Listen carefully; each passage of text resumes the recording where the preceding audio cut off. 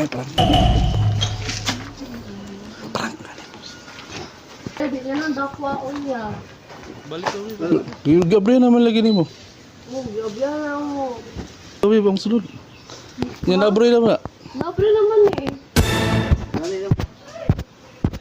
1 million moment before. Sa mga par na ako i-prank karon. Kaya na may parcel na niabot. Pero wala pa siya nabayaran. Tara ro ko babe sa parcel. Ano yun? Mala siya. Telescopic ladder mga pardako ni siya. No? Telescopic ladder.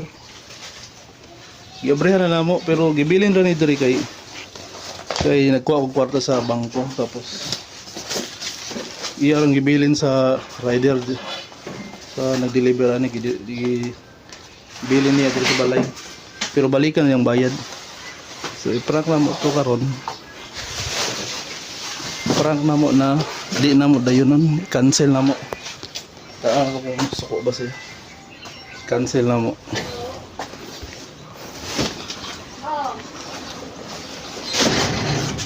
So naraw ang kuan ladder telescopic. Legit siya oh. Mo ni yung bago na ladder karon gipalit. Sa legit siya mga par. So gibilin ni sa par sa rider. Gibilin na ni siya. Inya rang bayad. Inya rang bayad ani. Pagbalikan daw niya kay dapat pa sa delivery. So wala to na to karon mabot. Mao ni siya par oh. Nindot kayong ladder, oh. Telescopic ladder. Legit siya, oh. Nasa yung mga accessories, oh. Anti-slip. Pangkuha niya, brace niya.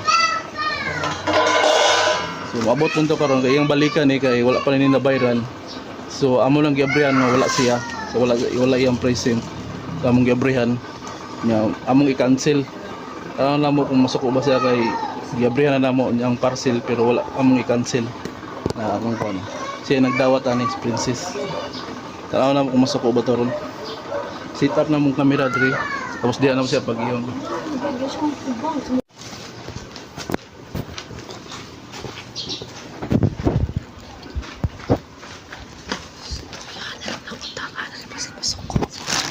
May plan pa ni